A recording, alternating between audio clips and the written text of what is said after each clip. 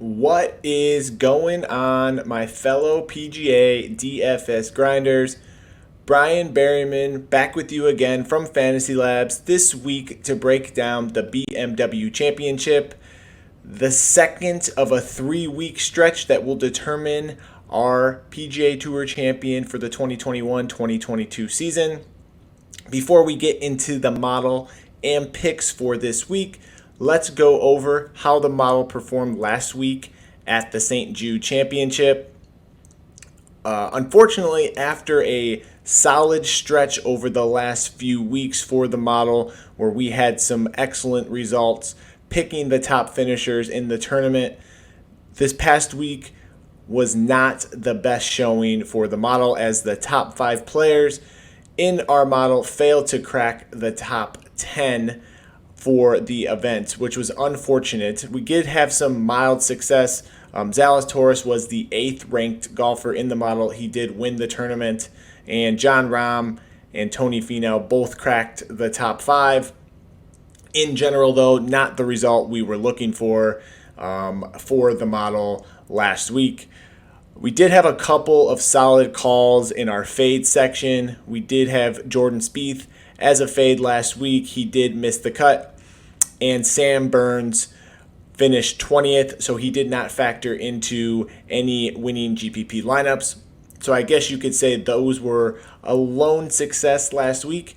In general, though, the St. Jude Championship was not good, and we want to move on to the BMW Championship, and I am excited to do so. So let's get into the changes to the model for this week, and let's talk a little bit about the course. So we are playing on a brand new golf course this week, Wilmington Country Club, the South Course. This is a long golf course, 7,534 yards, a par 71 layout.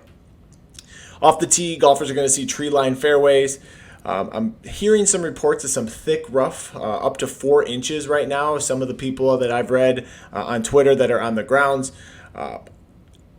Keep an eye on that throughout the week, just to make sure that that is how the course is going to be setting up. With the reports of the thick rough, I am going to be heavily weighting total driving this week. A long golf course such as this one is going to require both length and accuracy off the tee. So I have put that into the model this week. I've backed down the importance of greens in regulation. The average green size here is 8,000 square feet, which is absolutely massive, nearly double the size of TPC Southwind's greens. So hitting greens in regulation is not going to be a challenge this week. So I did back down the model rating for this week and added those points into long-term driving distance as well as long-term driving accuracy here. Kind of mentioned the importance of total driving this week. I am all in on that. I believe with this course setup, it's just going to favor the guys who are long off the tee and accurate as well. So the model is set up to reflect that belief, and I believe that that is going to be the way to attack the setup for this week. So let's get into some of the plays that the model has identified this week. The first one is Jon Rahm at 10,300. He is the number 1 rated golfer in my model for this week, and also the number 1, the highest projected point total for this week as well. And it was really nice last week. We saw some flashes of the old Jon Rahm with his first top 5 finish since the Mexico Open in May. He gained 8 strokes tee to green, which was awesome to see, and he had a top 5 finish, even though he did lose strokes on the putting surfaces. So, to get that flash of Rahm, the elite ball striking coming back last week, hopefully that momentum continues into this week. Rahm is a very long and accurate driver of the ball, averaging over 320 yards off the tee and 64% of his fairways over the last 12 months. So we're off the Bermuda grass this week on the putting greens and back into more something a little bit more comfortable for Jon Rahm on the bent grass, where he ranks 13th in strokes gained putting in this field. He also ranks 2nd in strokes gained total on courses that measure over 7,400 yards. So he's obviously a great fit for this course. He hits it long, he hits it straight. And if we can get the elite ball striking back, Jon Rahm is going to be a fit on any golf course, especially ones that measure this sort of length. So Jon Rahm at 10,300 is going to be my favorite play on the board and someone that I will be anchoring my week around. Next guy, to no surprise, is also popping in the model. These two guys are pretty much separating themselves here in the model, but Rory McIlroy is going to be the second guy that is really popping here. He did disappoint last week with the miscut, but that course really just doesn't fit Rory that well. With the thick Bermuda rough last week, he really struggled hitting fairways, which led to the miscut. He still gained strokes on approach, just didn't have his complete game last week. But as I mentioned earlier, that I believe Quail Hollow is going to be an excellent course comparison to what we have this week for a setup. Quail Hollow measures around 7,600 yards, very similar in length. Quail Hollow also has a lot of elevation changes, a lot of elevated tee shots, similar setup to here. So I'm kind of looking for players who have had some success on Quail Hollow as a bonus, I would say, for this week. And Rory has absolutely dominated Quail Hollow, 7 top 10 finishes, including 2 wins. So playing Rory on bomber-style layouts and bomber-style tracks has always been a recipe for success over the course of his career. He's 14th in strokes gained off the tee and 5th in strokes gained approach over the last 24 rounds. I am not surprised at all to see him towards the top of the model this week. He is going to be my second highest projected golfer as well at 86.58 DraftKings points. And I believe that this is an excellent course for Rory, honestly tailor-made for his skill set. So those will be the plays at the top of the price range that I will be anchoring my lineups around. The third guy that stood out to me just in my research on the course, Cameron Young. Cameron Young is an absolute bomber of the ball, as most of you know. He ranks first in strokes gained off the tee over the last 24 rounds and also first in driving distance. So this should set up really nicely for him to attack a longer layout like this.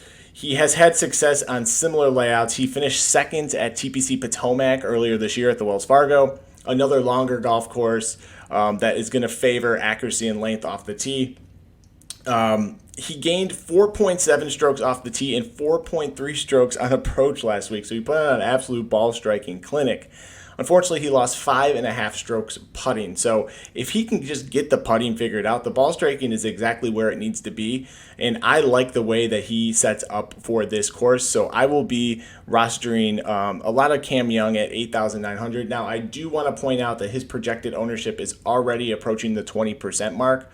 So keep an eye on that, and I will let you determine how you want to handle if this projected ownership number starts to creep towards the 25% range.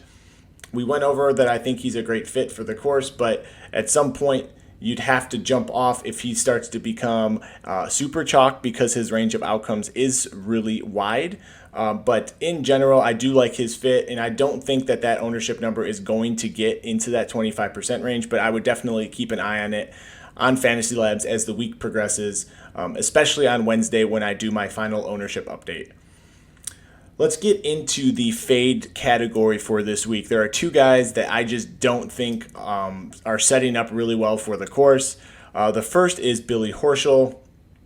He just hasn't been great, let's be honest. Since his win, he doesn't have a top 20 finish, and playing Billy Horschel on bomber-style layouts just isn't going to work out. He averages under 300 yards on average on the season. And what I thought was really shocking when I was looking at Billy Horschel's career, I was interested to see how he had performed at Wells Fargo in the past because of the similar course layout that I had touched on earlier. And I was shocked to see that Billy Horschel has actually never played at Quail Hollow. And I thought that was a huge red flag. These guys can set their own schedule. They can pick the courses and the events that they like best, that they think give them the best shot to contend and to win. And for Billy to never tee it up at Quail Hollow, I think says a lot. He knows that his game just isn't suited for a bomber style layout like Quail Hollow, and it just isn't going to be a fit for Wilmington Country Club either. So I will be avoiding Billy Horschel at the $7,900 price tag. There are other golfers in that range that I would much rather prefer that hit the ball a little longer and have more upside on a layout like this. So Billy Horschel will be a fade for me this week. The second fade, Hideki Matsuyama. If Hideki was healthy and we had seen some ball striking, some trending ball striking, this may be a different story, but he withdrew last week before the start of the tournament, citing that same neck injury that's been bothering him for most of this season. And in general, I just need to see signs from Hideki that the neck is feeling good, that he is healthy, before I start investing any more dollars into him this season. He just hasn't been great over the course of the year, and he's also not the longest hitter as well. He's never had a top 10 at Quail Hollow, which, again, I've touched on, is a course that I'm looking at. So I just don't think at his price tag, $8,400, I just don't think that this is going to be a play that's going to be a plus EV long-term decision, or long-term plus EV play, sorry. And we'll keep an eye on his ownership. If this number starts to drop into the mid to low single digits, he may be worth a flyer for those that are really looking for upside in that mid 8K range. But I just think that he carries too much risk considering the recent injury concerns, and someone that I will be staying away from this week. Two guys I want to talk about before we close out the video here that will be GPP Plays only. And I want to reiterate that because these two guys are extremely volatile, have been kind of struggling of late. But when we're talking about these GPP flyers, like I've mentioned in previous videos, we're looking for low-owned, mostly cheaper plays that are going to provide upside. In large field GPP tournaments, these are the plays that win you the money. These are the plays that get you to the top of the leaderboard. Now, I'm not saying that these two guys are 100% going to be the guys that do that this week, but I at least want to show you where my head is at and why I'm targeting these sorts of players this week. So the first one, and bear with me, is going to be Luke List. He is stone min price tag this week at 6,000 DraftKings points, and I just want to go over why I believe he is a great fit for this course. So we all know that he hits the ball a mile, but he just can't putt. This week, when we're talking about a 7,500 yard layout, we want guys who are elite drivers of the golf ball. At 6,000 price tag, you are getting a player who ranks 9th in strokes gain off the tee and 21st in strokes gain approach in this field over the last 24 rounds. You never get that elite upside at this price tag. I understand that he's missed the last 4 cuts and he couldn't put the ball into the ocean right now. But we've seen him compete on these sorts of layouts that really favor bombers. He has 2 top 10 finishes at Quail Hollow in his career, and he ranks 21st in this field in strokes gained total on courses measuring over 7,400 yards, which is a stat that I'm looking at this week. So, again, it's a risky play. He's going to be around 2% ownership, but we've seen him compete on these sorts of layouts where he can take advantage of his length and he can take advantage of his ball striking. So I think you can do a lot worse when you're talking about a guy who has a $6,000 price tag. It's not a play for the faint of heart. It's not something I would tie my week to, but when we're talking about low-owned flyers, I think Luke List fits the bill this week at a $6,000 price tag. The last guy I want to talk about who is in that same mold as Luke List is Keith Mitchell. I have him at a 50 rating in the model and projected at 67.34 DraftKings points. So another guy who can take advantage of his length on this sort of layout. 7th in strokes gained off the tee and 10th in driving distance, averaging 311 yards on the season. So he hits the ball a mile. And again, another player who has shown upside on longer layouts. He has 2 top 10 finishes at Quail Hollow as well. So when we're talking about a guy, we're talking about the player profile that we're looking for this week. Longer hitters, who have general upside in GPP tournaments, who have shown that they can compete on longer tracks. Keith Mitchell checks those boxes. So again, a guy who's going to be in the mid 5 to 6% ownership range, I think he is a great option for you this week. So that'll do it for the show for this week, guys. I really appreciate you following along.